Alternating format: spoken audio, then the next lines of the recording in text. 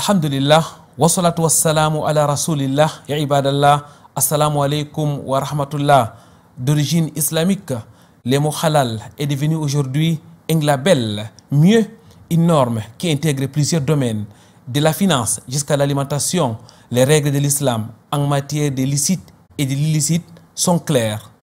Aujourd'hui, avec la complexité des produits industriels, les certifications halal font foi.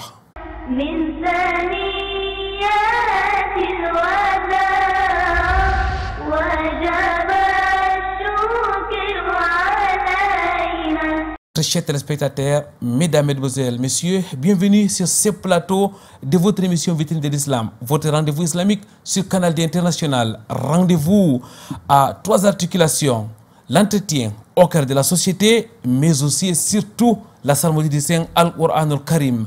Quoi de meilleur don que de commencer en écoutant, mais surtout en méditant la parole d'Allah, exalté soit-il.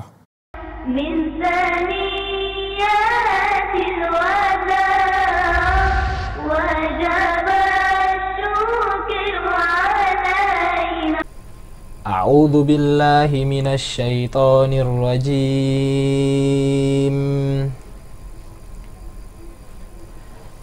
ألم تر إلى الذين خرجوا من ديارهم وهم ألوف حذر الموت فقال لهم الله موتوا ثم أحياهم إن الله لذو فضل على الناس ولكن أكثر الناس لا يشكرون وقاتلوا في سبيل الله واعلموا أن الله سميع عليم من ذا الذي يقرض الله قرضا حسنا فيضاعفه له أضعافا كثيرة والله يقبض ويبسط وإليه ترجعون ألم تر إلى الملأ من بني إسرائيل من بعد موسى إذ قالوا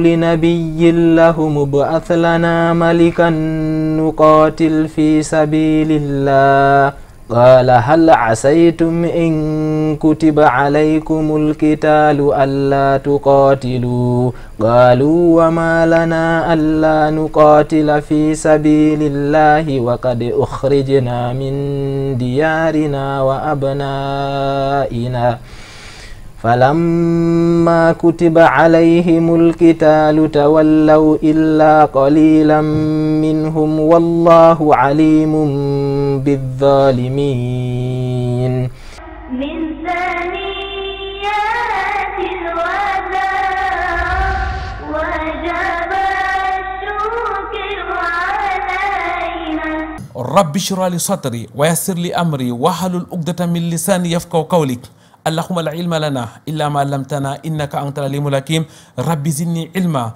Mesdames, mademoiselles, messieurs, votre fidélité nous honore sur le canal d'International. Une fois de plus, bienvenue sur ce plateau de votre émission. Aujourd'hui, nous allons parler du halal. Avec nous, trois invités de taille. Nous avons à notre droite docteur ingénieur Bassir Yaouba. Assalamu alaikum wa rahmatullahi wa barakatuh. Alhamdulillahi Rabbil Alamin wassalatu wassalamu ala sayyidina Muhammad wa ala alihi wa sahbihi ajma'in amma ba'd. Assalamu alaikum wa rahmatullahi wa barakatuh. Assalamu alaikum à tous vos téléspectateurs de Vitrine de l'Islam. Assalamu alaikum aux millions de téléspectateurs de Canal D International. Merci pour cette invitation, Ya Amir. Merci, docteur ingénieur Bassir Yaouba, d'avoir accepté notre invitation.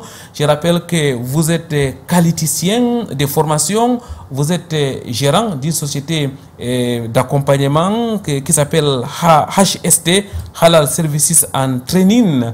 Qu'Allah, exalté soit-il, bénisse vos multiples efforts que vous faites sur le terrain. On aura l'occasion de revenir avec vous de long en large sur les certifications halal, notamment ici au Cameroun. Imam Mohamed Ali Bayero, assalamu alaikum wa rahmatullahi wa barakatuh, Imam. Wa alaikum salam wa rahmatullahi wa barakatuh.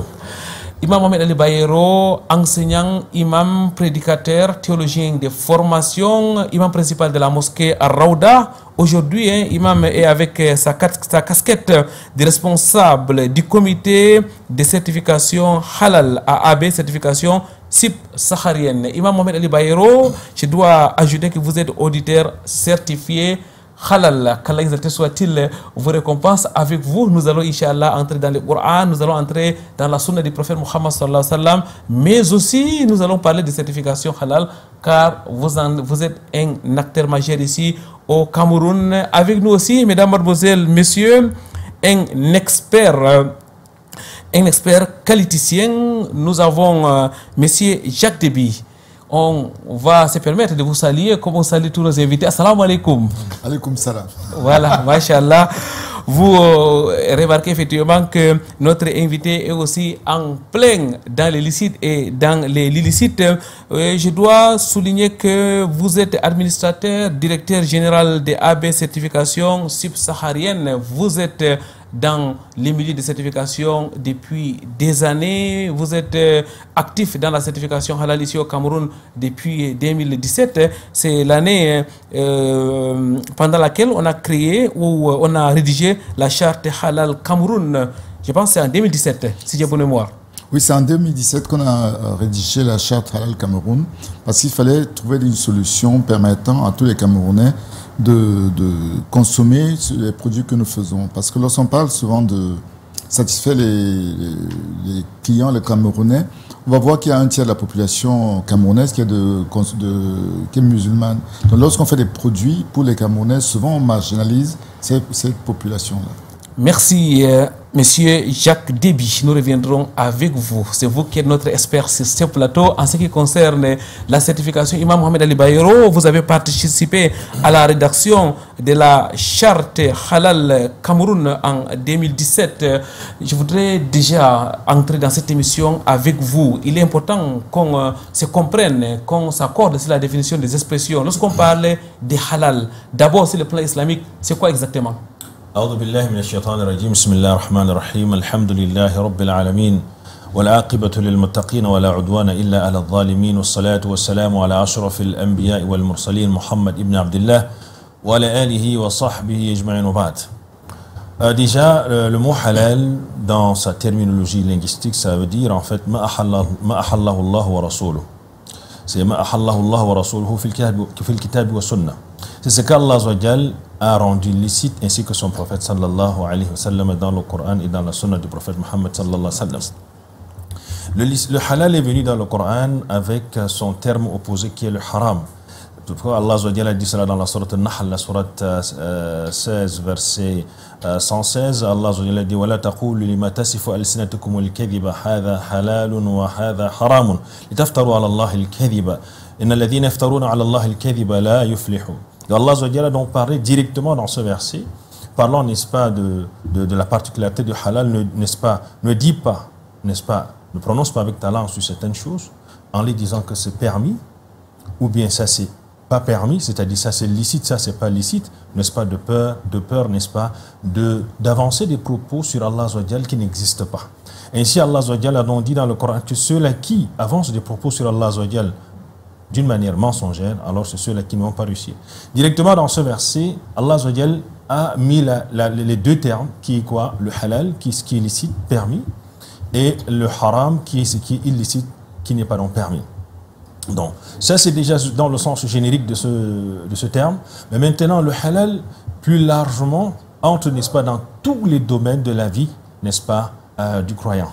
Passant, n'est-ce pas, de ce qui est consommé, ce qui est porté, les transactions, les relations, n'est-ce pas, sociales, bref, dans tous les cadres, n'est-ce pas, qui concernent la vie du croyant, il doit veiller à ce qu'il soit conforme. C'est-à-dire le halal, en d'autres termes, c'est ce qui est conforme à la loi, n'est-ce pas, du Créateur des cieux et de la terre.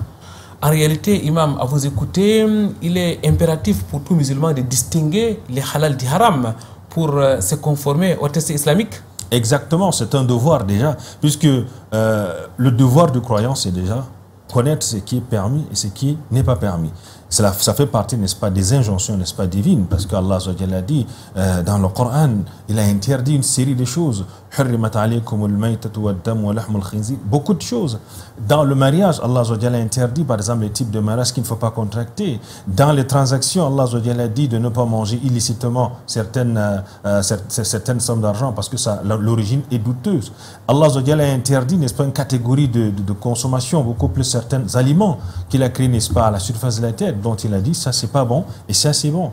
Même dans ce qui est relation sociale, c'est-à-dire même dans le mariage, même dans le divorce, même dans tout ce qui cadre, comme je l'ai dit tout à l'heure, le musulman est appelé à connaître cela. En plus, Allah a dit dans la sourate de l'interdiction, At-Tahrim, Allah a dit dans le Coran, Ya ayyuhalladhina amanu qu anfusakum wa ahlikum nara. Ô vous les croyants, préservez vos âmes et les âmes de vos familles du feu de l'enfer. Ikrima, Mujahid, tous ces grands mufassirin ont dit qu'en fait, ce verset interpelle tout croyant, n'est-ce pas, à apprendre déjà dans tous les domaines de la vie, c'est-à-dire l'achat, la vente, le commerce, le mariage, le divorce, tout cela il doit apprendre pour pouvoir préserver sa progéniture du feu de l'enfer. Parce que pour te protéger du feu de l'enfer, ainsi que ta progéniture, tu es appelé, n'est-ce pas, à apprendre. Et je finis, n'est-ce pas, avec ce hadith du prophète sallallahu alayhi wa sallam qui dit Kullukum ra'in wa kullukum mas'un an ra'iyati. Vous êtes tous des bergers et chaque berger sera interrogé sur son troupeau. Donc ici, pour être un bon berger, il faut connaître déjà les lois de Dieu, du Créateur du ciel et de la terre, pour pouvoir, n'est-ce pas, préserver, n'est-ce pas, notre propre personne et notre famille. On se rend compte, Imam, qu'il faut plusieurs émissions, rien que pour parler du halal sur le plan islamique. On va se limiter à ce que vous avez dit. On va à présent donner la parole à notre expert qualiticien pour cette fois-ci définir les halal dans le cadre de la qualité. Alors Jacques Déby, c'est quoi le concept de halal quand on quitte de l'islam ou alors du Coran et de la Sunna pour rejoindre la qualité?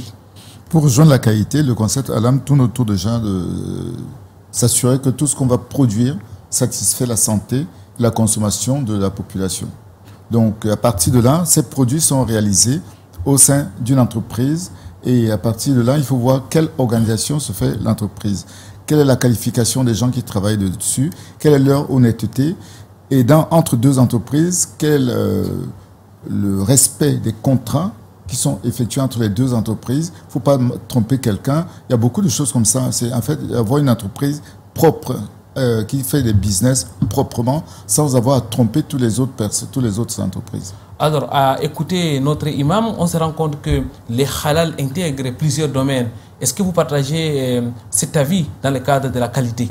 Oui, je partage très bien cet avis parce que pour être halal dans le cadre de l'entreprise, si vous n'avez pas respecté tout ça, vous ne pouvez pas être certifié halal. Donc, en fait, le halal, c'est ce qui vient couronner tout ce qui a été fait avant au sein de l'entreprise. Docteur ingénieur Bassi Yaouba, je vais retourner de votre côté. Nous avons déjà suivi l'imam ainsi que notre expert. Est-ce que vous avez un ajout sur la compréhension du concept halal? Alhamdulillah, merci pour cette question. Je pense que la conception, la compréhension du concept halal est tellement aussi facile parce que si on part dans la définition même qui est rapportée dans la charte, halal veut dire tout simplement licite, ce qui est permis. Au contraire, c'est que le contraire de halal, comme l'imam venait de rappeler, c'est le haram. Haram qui veut dire illicite, ce qui n'est pas permis, interdit, qu'on ne devrait pas s'approcher. Je pense que c'est une injonction divine de respecter et de consommer ce qui est halal. Donc on ne peut que s'aligner à cette injonction venant d'Allah subhanahu wa ta'ala de consommer ce qui est licite et ce qui est permis. Voilà. Alors, docteur ingénieur, je reste avec vous. Les halal intègrent tous les domaines, en tout cas plusieurs domaines, comme l'ont rappelé les prédécesseurs orateurs sur ces plateaux. Qu'est-ce qui fait donc la spécificité du halal dans le domaine alimentaire particulièrement? Donc ici, la spécificité du domaine halal, c'est dans l'honnêteté.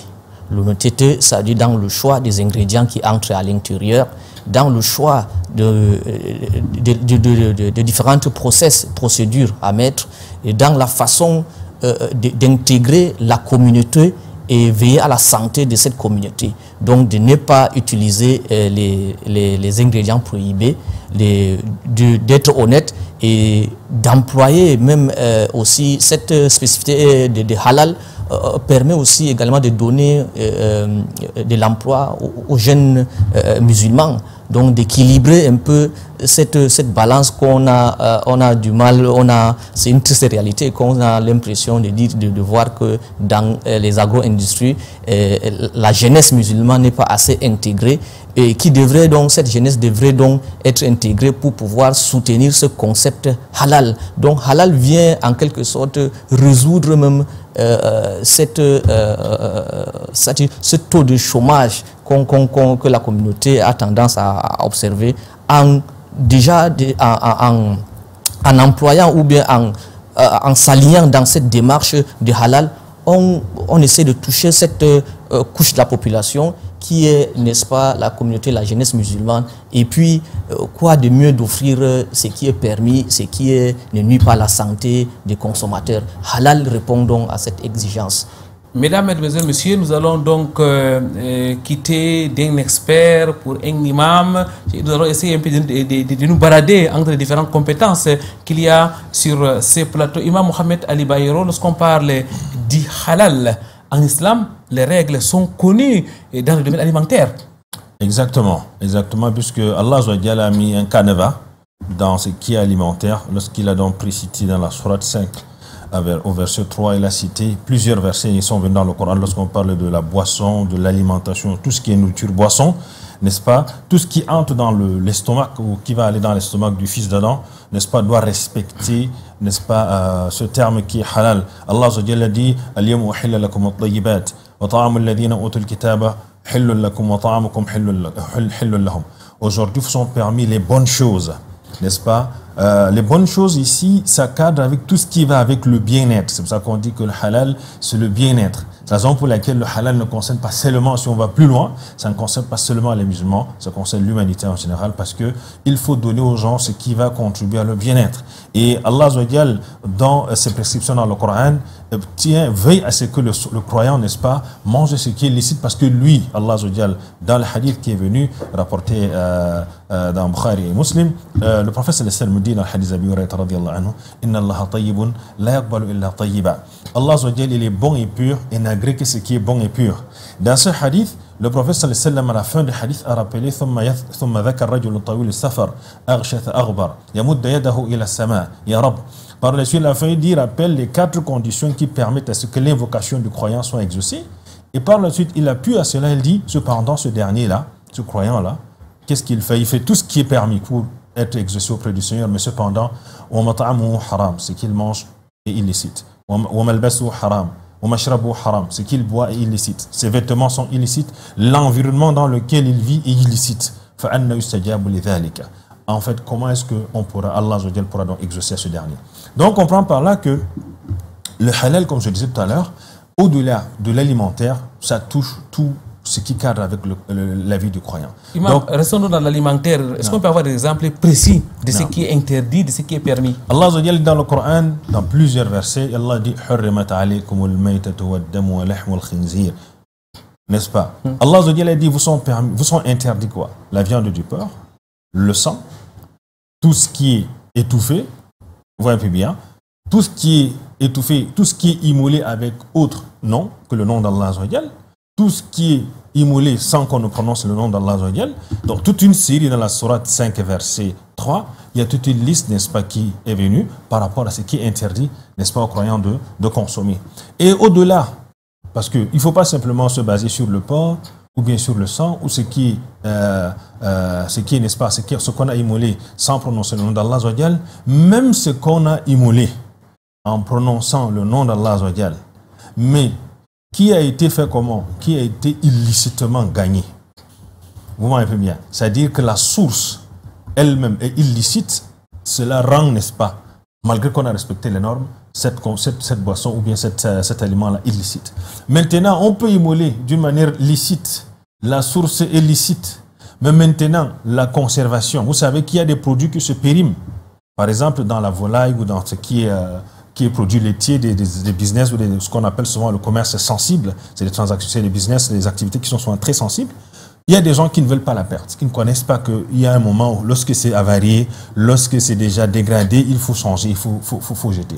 Donc, un produit qui est d'une source illicite, immolé licitement, mais la conservation n'a pas été licite, elle devient illicite. Machallah, qu'Allah vous récompense. Alors, lorsqu'on parle de l'alimentation, lorsqu'on parle des produits industriels, lorsqu'on parle de la qualité halal, on sent effectivement que, Jack Déby, vous êtes interpellé au premier niveau. Oui. Donc maintenant, le plus important, c'est de justifier tout ce qui a été dit. Parce que dans le cas de la qualité, souvent il faut avoir une trace écrite dans tout ce qui a été effectué. Il faut s'assurer que le personnel qui a travaillé a été formé pour le justifier. Il faut s'assurer que la maintenance des équipements sont bien entretenus. Il faut justifier que le frigidaire ne tombe pas en panne. Il faut justifier tout cela. Parce que, comme l'imam disait tout à l'heure, je peux avoir un produit qui était halal au début et que lors de la conservation, il y a un problème. Donc ce produit n'est plus halal. Je signe un contrat avec quelqu'un, il va me livrer des produits à une date donnée, à un moment donné, parce que j'en ai besoin pour pouvoir respecter des délais. Il ne respecte pas ça. Il n'est pas ce qui arrive là, sa société n'est pas halal parce qu'il me trompe, il ne me permet pas de satisfaire correctement les autres clients qui sont derrière. Je suis dans un restaurant par exemple. Est-ce que la façon dont les gens s'asseyent, sont placés, est-ce que la façon dont les assiettes, le couvert est nettoyé, ne va pas contaminer le produit qu'on va consommer, et ce produit contaminé ne sera plus halal parce que les couverts n'ont pas été proprement nettoyés. Lorsqu'on a un outil de production, si par exemple je travaille quelque part, que les poussières tombent directement sur ça, le poulet, même s'il a été immolé proprement et tout ça, il sera contaminé par l'environnement et il sera plus halal. Donc c'est là où on se dit, pour que ce soit halal, il faut maîtriser toutes ces choses-là, s'assurer que l'opérateur a la qualification nécessaire, que si quelqu'un vient le remplacer, va faire les mêmes gestes que lui, que s'il veut peser quelque chose, la balance qu'on va utiliser est bien étalonnée, parce que sinon on peut tromper par le poids de ce qui est marqué entre l'étiquette et ce qu'on va donner à quelqu'un. Ou par exemple, les informations qu'on va mettre sur l'étiquette risquent d'être différentes de ce qui est à l'intérieur. Et là encore, c'est pas halal. On se rend compte que c'est toute une machine pour pouvoir certifier halal.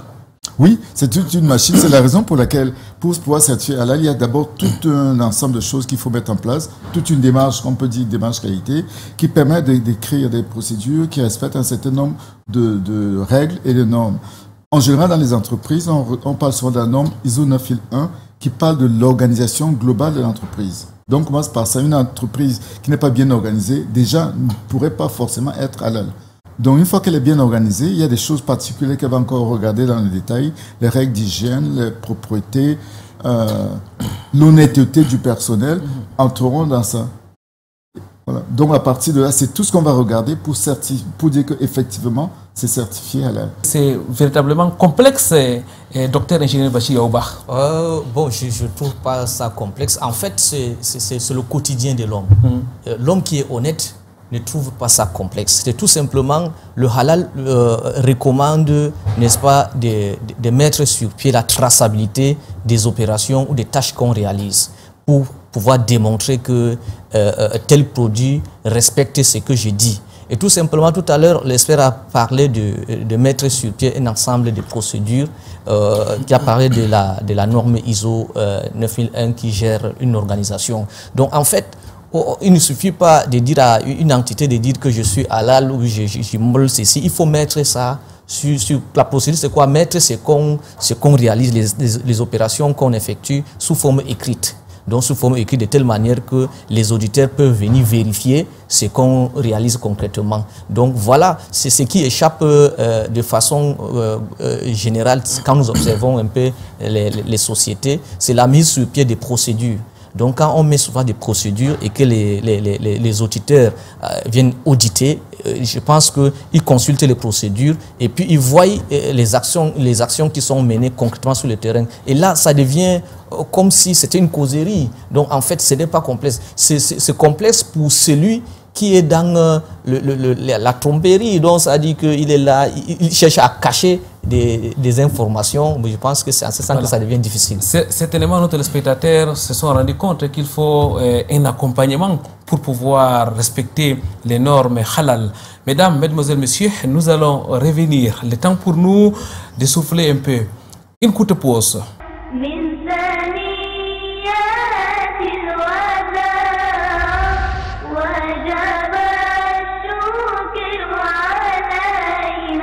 Retour sur ce plateau de votre émission Vitrine de l'Islam. Mesdames, mademoiselles, messieurs, nous parlons aujourd'hui de la consommation halal. Nous sommes en compagnie de trois invités de taille. Docteur ingénieur Bassir Yaouba, qui est qualiticien de formation. Nous sommes aussi avec un expert qualité, Jack Deby, qui est donc administrateur directeur général de AB Certification Subsaharienne. Il est bien connu dans le monde de certification ici au Cameroun. Lorsqu'on parle de Made in Cameroun, il est d'une manière ou d'une autre, il est un acteur clé.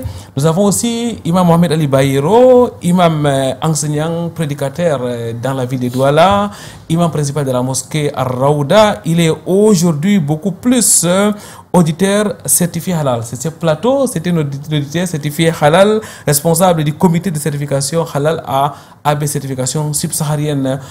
Chaque début, je reviens à vous. Lorsque vous regardez notre environnement, lorsque vous regardez nos supermarchés, nos marchés, nos boutiques, lorsque vous regardez ce que nous consommons, quel est le regard de l'expert que vous êtes par rapport à la licéité des produits qui sont mis à notre disposition?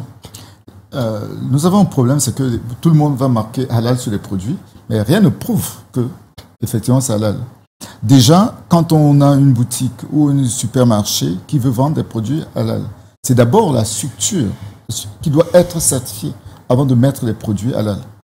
Parce que si lui va prendre des produits halal qui viennent d'un producteur, il faudrait que lui soit certifié parce que il doit démontrer qu'il a le bon personnel qui est qualifié pour que les personnels qui ont été formés doivent être des attestations de formation. Ils sont passés entre les mains, par exemple, des imams qui s'assurent que les personnes savent très bien ce qu'il y a lieu de faire. Cette attestation de formation doit être dans le dossier du personnel parce que quand il faut stocker les produits, suivre comment ça se passe, faire les règles d'hygiène, il faut que les gens soient formés. Et c'est l'organisme, la grande surface, qui recrute ces personnes. Donc c'est elle qui devrait déjà afficher son certificat. Nous connaissons des personnes, des unités de production qui, pour dire qu'ils ont fabriqué les produits halal, affichent à l'entrée leur certificat halal. Parce qu'à l'intérieur, il y a des gens qui ont dans leur fiche de poste la qualification halal pour pouvoir faire ce type de travail. Donc ça montre que on a besoin de, quand on va regarder ce type de site, on va regarder tout ce genre de choses. Les personnes, la maintenance, toutes ces choses entrent dans la partie certification halal. Donc quand on revient maintenant dans la grande surface, on va voir qu'il y a des gens qui disent on est certifié halal. Qui c'est qui a mis le document halal? Est-ce qu'il a pris le recul nécessaire pour pouvoir le faire?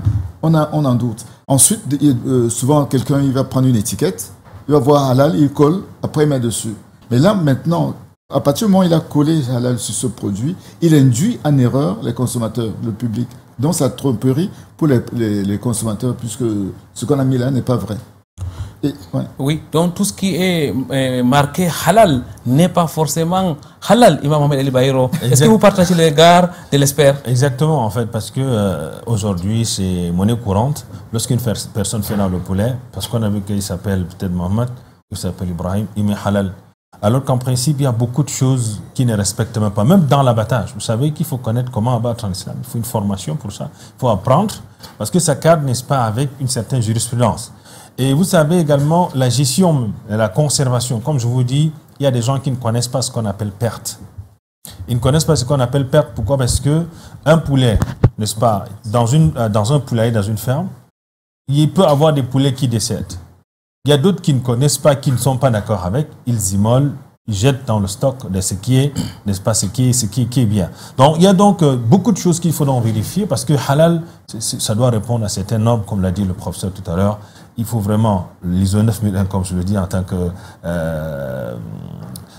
auditeur certifié en qualité. Oui. Et il faut aussi respecter le 22 000. Vous voyez un peu bien, parce que sans ces deux ISO déjà, parce que pour qu'on parle halal, il faut déjà respecter d'abord ces deux ISO avant maintenant de commencer à parler halal, parce que le halal, comme on a dit, c'est la norme du bien-être, n'est-ce pas? C'est que ça cadre avec ce qui va avec le bien-être, n'est-ce pas, du fils d'Adam. Donc, il faudrait, n'est-ce pas, revoir tout aujourd'hui, parce que ça va ça va, n'est-ce pas, de soi, parce qu'il faudrait qu'on revienne revoir encore, n'est-ce pas, ce concept halal avec la population et attirer l'attention de notre population par rapport à là où ils partent acheter leur viande, là où ils partent, n'est-ce pas, acheter tout ce qui est agroalimentaire, c'est de se rassurer. Ce n'est pas tout ce que vous allez voir qui est halal, parce que nous savons en tant que croyants, manger, c'est pas un acte banal, mais c'est un acte d'adoration sur le plan islamique. C'est-à-dire que ce qui entre dans votre bouche doit être contrôlé, parce que le prophète sallallahu alayhi wa sallam nous a dit cela, parce que lorsque le fils d'Adam mange ce qui n'est pas halal, automatiquement ça touche directement son spirituel. Et Allah azza wa jalla dit dans le Coran, Kalla bal rana ala qulubihim ma kanu yaksibun. Mais non, leurs cœurs ont été scellés à cause de quoi? À cause de ce qu'ils amassent. Donc tout ce qu'on amasse ne doit pas être halal. Il faut qu'on se rassure, n'est-ce pas, de la source, de la manière, n'est-ce pas, de laquelle la chose a été faite avant, n'est-ce pas, de le mettre dans notre stomac. Il y a donc lieu d'être prudent, docteur ingénieur. Alhamdulillah, bon, la prudence doit être de mise. Je pense qu'il faut être vraiment prudent et puis veiller. J'encourage, n'est-ce pas, les consommateurs à veiller sur la qualité du produit qu'ils consomment. Et vous avez tout à l'heure demandé que tout ce que Imam a rappelé, tout ce qui est halal n'est pas généralement halal. Je pense que depuis une certaine période, depuis 2017 que nous sommes dans ce champ, alhamdulillah, nous constatons un réveil. Donc il y a un réveil de la société des agro-industries qui essaye, n'est-ce pas, de se battre pour pouvoir mettre à la disposition de la population camerounaise des produits conformes au respect des principes islamiques, des principes respect de la qualité, de la qualité et de l'ISO 9022, respecter ces exigences d'organisation pour pouvoir fournir aux consommateurs musulmans des produits halal, des produits conformes et licites à la consommation et moins nocifs, et même pas, ça dit que licite et non nocif à la santé humaine en général. Voilà en quelque sorte ce que nous pouvons rapporter, que depuis une certaine période, on revoit l'engouement de la population, que ce soit musulman ou non musulman, à rechercher le licite, le halal. Donc voilà, en tant qu'acteurs et observateurs, nous avons constamment, n'est-ce pas, cette interpellation-là, comment on doit obtenir les certifications, comment on comprend déjà qu'il y a un réveil et que la communauté essaie de prendre à bras le corps ce qui entre dans le ventre, que ça soit licite. Et voilà, vous avez posé la bonne question et beaucoup de nos téléspectateurs se demandent effectivement comment faire pour se faire certifier halal au Cameroun, comment faire pour distinguer ce qui est mentionné halal vrai et ce qui est mentionné halal faux, entre guillemets. Je me tourne de votre côté, Jack Déby, vous êtes expert en qualité. Est-ce qu'au Cameroun, il y a des mécanismes qui permettent effectivement de certifier halal? On va dire ça comme ça. Oui. Donc, au niveau de AB certification, on a un comité des auditeurs qui sont déjà halal. Ce sont des imams qui ont été formés à toutes les techniques d'audit pour pouvoir faire des audits sur le terrain. La décision de dire on certifie quelqu'un ou une structure passe par le comité de certification, et il y a des comités de certification. Dans le cas du halal, c'est un des personnages élevés de la communauté musulmane qui est le président du comité de certification. S'il dit non, ça ne passe pas. Mais maintenant, une fois que c'est fait, qu'on a dit c'est oui, comment est-ce que les personnes, en regardant les étiquettes, ne vont pas se tromper? C'est ainsi que sur les produits maintenant, on a le QR code. Où vous lisez le QR code, vous allez voir le logo halal, vous allez voir le QR code, pas le code barre, qui vous permet de lire et de voir le certificat signé par les personnes habilitées de chez AB Certification et qui avait la date limite de validité du certificat. Donc vous lisez le QR code, vous l'avez directement dessus parce que c'est sur les étiquettes maintenant. Et vous avez le logo. Et en même temps, on s'assure que tous les produits qui sont sortis sont passés par un laboratoire d'analyse agroalimentaire.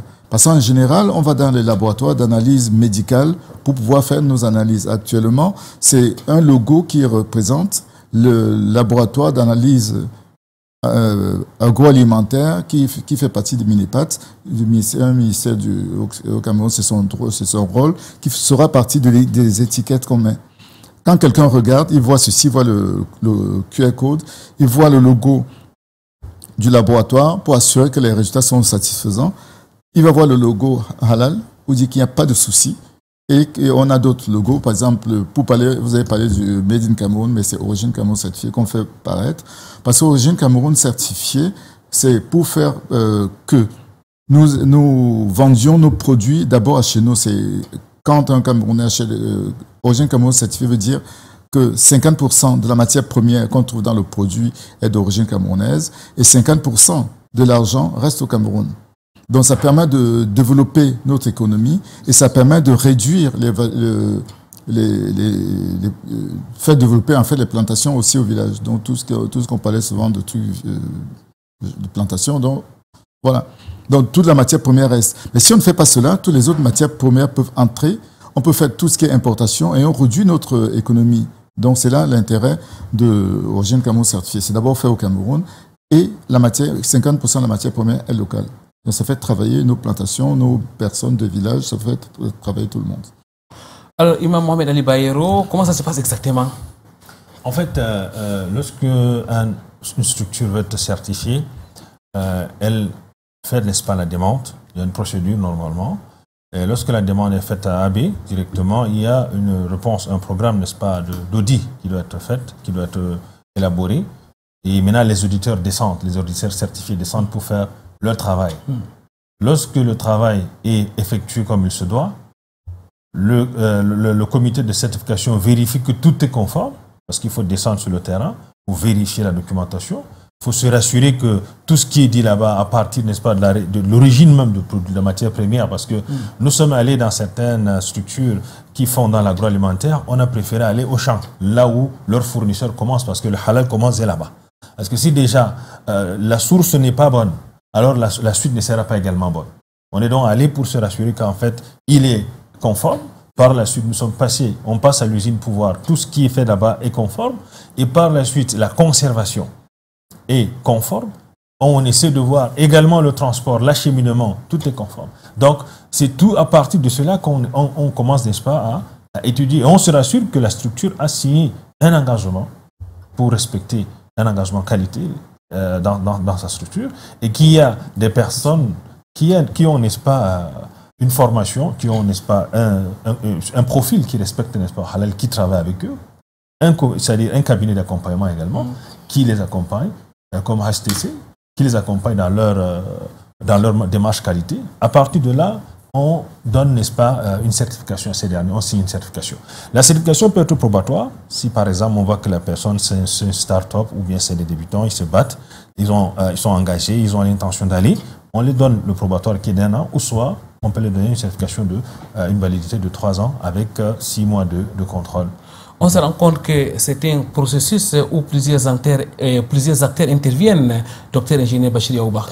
Effectivement, c'est des processus, un processus où plusieurs acteurs interviennent.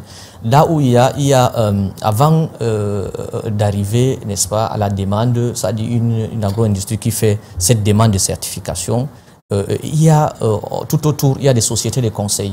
L'existence des sociétés de conseil sont un peu là comme des facilitateurs. Donc ça veut dire que l'entreprise se concentre uniquement dans sa production et fait appel donc aux experts, sociétés de conseil pour pouvoir c'est-à-dire l'accompagnement, mettre en place un ensemble de procédures et de veille documentaire. Donc comment le déroulement. Donc et ces sociétés de conseil généralement, ils ont ce qu'on appelle, ils n'atterrissent pas dans les agro-industries au hasard, il y a ce qu'on appelle une lettre d'engagement. Donc ça veut dire que si l'agro-industrie il y a une lettre d'engagement avec une société de conseil, c'est en tant que la société de conseil essaie d'aller faire ce qu'on appelle un diagnostic. Donc ça dit que mesurer ce qui est réellement fait sur le terrain par rapport à ce qui devrait être. Donc quand il a fait les diagnostics maintenant, c'est là où maintenant la société conseille comment élaborer un ensemble de plans d'action à mettre en œuvre pour pouvoir relever le niveau. Et quand le niveau est déjà satisfaisant, que cette société fait appel donc à l'organisme. Donc pour gagner donc en appelant déjà à l'organisme de certification, les sociétés de conseil, ça permet à l'entreprise de gagner en temps, parce que l'organisme de certification, quand ils vont arriver, comme l'imam a si bien rappelé, si vous n'êtes pas conforme, vous n'êtes pas conforme. Ils vont faire autant de tours là et c'est vous qui gagnez, vous perdez beaucoup de temps. Donc, et là, cette coaching-là doit se faire. Bon, si une structure, une agro-industrie a à l'intérieur des ressources humaines capables de mener des procédures, alhamdoulilah, donc dans ce cas, en mettant un ensemble de ces procédures-là, les auditeurs, quand ils viennent, ils peuvent, n'est-ce pas, ça peut se justifier et puis ils peuvent octroyer. Donc, les sociétés de conseil sont là comme les facilitateurs pour gagner en temps et que les entreprises camerounaises soient plus compétitives, parce que aujourd'hui au Cameroun, le Cameroun célèbre la capitale de la culture islamique. Ce n'est pas seulement les Camerounais, les musulmans du Cameroun, ça vient de partout ailleurs. Il faut donner à cette communauté extérieure une marque de confiance. Alors, docteur ingénieur, vous êtes notamment gérant d'une société d'accompagnement HST Halal Services and Training. Est-ce à dire que la communauté musulmane est donc prête aujourd'hui pour les certifications halal afin qu'on l'accompagne et même qu'on arrive effectivement à avoir des certifications en bonne et due forme? Je pense que la communauté musulmane n'attend que ça. Elle est prête. La communauté est sensible à la notion du halal. Donc, quand on comprend déjà que halal, la communauté veut consommer halal, puisque c'est une injonction, il n'y a pas de choix, c'est une injonction divine. Soit nos prières ne seront pas exaucées en consommant du haram, donc d'où l'intérêt de consommer le halal. Donc ici, cette communauté, n'est-ce pas, est engagée dans la consommation du halal. Donc c'est une communauté qui n'attend que les producteurs mettent sur pied des produits qui permettent de protéger leur santé, qui soient moins nocifs à leur santé. Voilà. Finalement, Jacques Déby, est-ce que ce n'est pas très compliqué pour se faire certifier halal? Il faut une société d'accompagnement, il faut un comité pour valider, il faut. Quand une structure est grande, souvent, elle n'a pas besoin de société de conseil. Parce que c'est elle a en interne, elle peut recruter quelqu'un qui le fait. Mais lorsqu'on prend une petite entreprise, elle n'a pas forcément les moyens nécessaires pour pouvoir faire ce travail, elle n'a pas les compétences nécessaires. Si on prend les petites entreprises de 3, 4, 5 personnes, la personne qui s'occupe devrait faire la qualité à l'interne, c'est l'assistant de direction. Mais l'assistant de direction ne peut pas faire un accompagnement. Et c'est là maintenant qu'on voit l'intérêt de la présence des consultants, des sociétés de conseil, qui assistent cette assistante, cette personne, pour mettre en place la démarche. Donc, la mise en place de la démarche, c'est comme si on était à l'auto-école et le moniteur de l'auto-école lui apprend à travailler. C'est quand il s'assure que tout est très bien, on demande maintenant à cette question de lui faire passer l'examen de permis de conduire pour dire « Ok, maintenant, tu fonctionnes correctement ». Alors, depuis le début de cette émission, on n'a pas parlé de l'ANOR, qui est quand même l'organisme qui est chargé, lorsqu'on parle de certification au Cameroun, lorsqu'on parle des normes, on fait directement appel à l'ANOR. Alors, en tant qu'expert qualiticien, quel doit être le rôle de l'ANOR dans le cas de certification halal? Dans le cas de certification halal, regardons dans le Cameroun, le fonctionnement d'un pays, on a des acteurs, des gens qui doivent faire la normalisation. On parle de ISO. Il y a des gens qui doivent s'occuper des appareils de mesure, l'étalonnage, les bureaux des poids et mesures. On parle du bureau international de poids et de mesure qui est basé à Paris. On a ce qu'on appelle l'évaluation de la conformité. C'est les gens qui s'occupent des audits, des contrôles, des laboratoires et tout ça. Ils sont rattachés à IAF, International Accreditation Forum, qui est basé en Australie.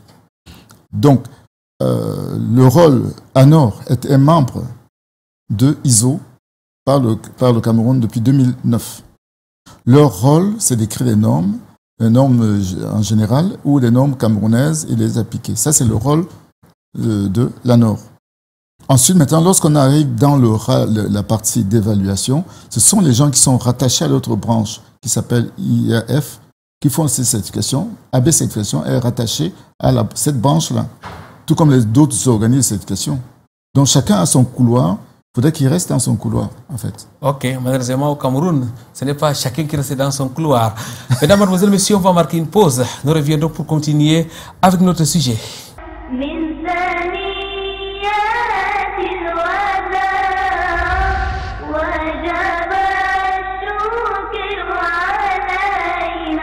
Nous nous acheminons petit à petit vers la fin de cette émission. Nous disons déjà merci à nos 3 invités. Nous espérons qu'ils reviendront une autre fois pour continuer à nous parler du halal, car c'est un domaine très vaste.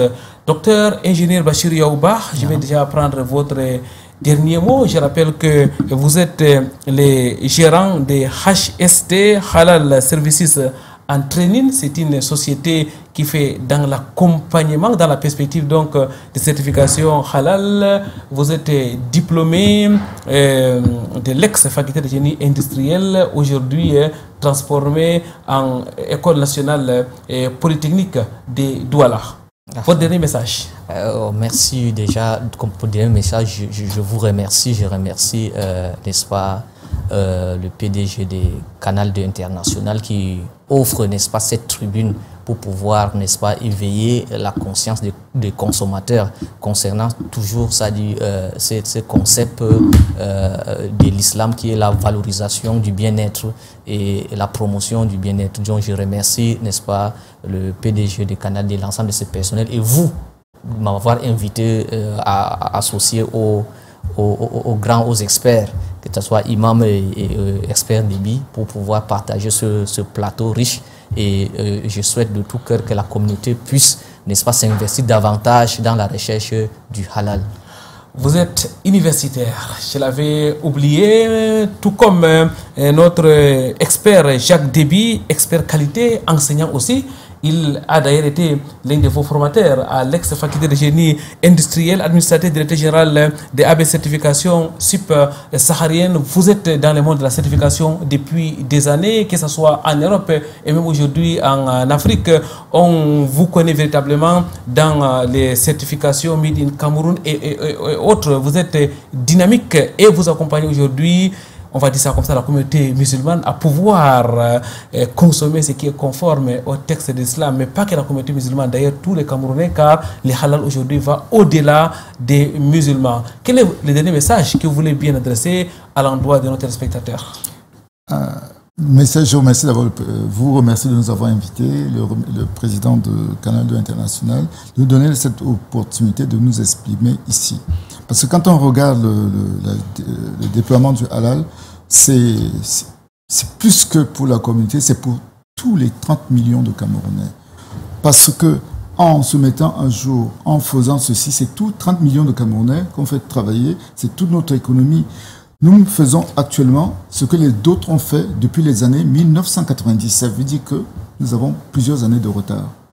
Donc même quand on est en compétition sur les marchés, nous devions nous rattraper. Parce que de toutes les façons, on est en compétition avec les APE, leurs produits viennent chez nous, les autres peuvent sortir. Donc si on n'est pas très bon, ce sont leurs produits qui seront tout le temps pris chez nous. Donc nous avons intérêt à nous organiser, à faire en sorte que nous soyons capables d'être très bons à l'étranger. Imam Mohamed Ali Bayero, vous êtes membre du comité des oulémas de l'émission Vitrine de l'Islam. Vous êtes très bien connu par nos auditeurs, par nos téléspectateurs, car depuis une dizaine d'années, vous venez régulièrement sur ces plateaux pour nous parler de la théologie, mais aujourd'hui pour nous parler de la qualité. Vous êtes auditeur certifié halal, vous êtes responsable du comité de certification halal AB, certification saharienne. Quel est le dernier message que vous voulez adresser à l'endroit de notre spectateur? Je commencerai comme mes prédécesseurs par remercier, n'est-ce pas, vous remercier, n'est-ce pas, le président de la chaîne Canal 2 qui nous donne cette opportunité de pouvoir nous exprimer et élucider, n'est-ce pas, la communauté par rapport à certains aspects très importants. Vous savez, ce que je veux dire ici, c'est que le halal est indispensable dans la vie du croyant sur tous les aspects de sa vie. On a pris un aspect simplement qui est le côté alimentaire, sur tous les aspects de sa vie, que ce soit dans ses transactions, dans son vestimentaire, dans ses relations sociales, dans tous les domaines de sa vie, il est appelé à se rassurer que c'est conforme. Combien de fois encore sur le plan alimentaire, je l'ai dit tout à l'heure dans mes propos, le fait de manger en islam, ce n'est pas un acte banal, mais c'est un acte d'adoration. Pourquoi? Parce que manger halal est une recommandation divine. Allah l'a dit dans le Coran, de manger ce qui est licite. Et lorsqu'on le fait, on rentre en conformité avec, n'est-ce pas, la loi de Dieu, et ça nous prédispose, n'est-ce pas, à être exaucés dans ce qu'on fait. Le fait de ne pas s'intéresser au halal, ça nous prédispose, n'est-ce pas, d'abord à l'éloignement par rapport à la miséricorde de Dieu, deuxièmement sur le plan sanitaire. Vous savez, aujourd'hui, les gens sont sans vergogne. On voit ce qu'on vend aux gens aujourd'hui. On fabrique du n'importe quoi, n'importe comment. Mais je peux vous dire, je peux vous rassurer qu'en fait, en respectant le halal, nous avons pris une bonne résolution et nous nous prédisposons à notre population à ce qu'elle reste saine et en bonne santé. Parce que vous savez, une jeunesse malade, alors là, on ne peut pas compter sur elle. Et donc le halal est une solution idoine pour pouvoir répondre, n'est-ce pas, à cette demande-là. Merci Imam, qu'Allah vous récompense. Nous retenons de vos propos que manger, c'est aussi adorer Allah exalté soit-il. Manger conformément aux recommandations d'Allah, conformément à la tradition du prophète Muhammad sallallahu alayhi wa sallam. Tout ce qui est mentionné halal sur les produits n'est pas forcément halal. Il faut donc être vigilant. Vendredi prochain, ça sera un autre jour, Inch'Allah, une nouvelle émission des victimes de l'islam. D'ici là, wa'tasimu bihablillahi jami'an wa la tafarraqu, cramponnez vos câbles d'Allah et ne vous divisez point. Subhanakallahumma bihamdik, ashhadu an la ilaha illa anta astaghfiruka wa atubu ilaik. Wassalamu alaikum wa rahmatullahi wa barakatuh.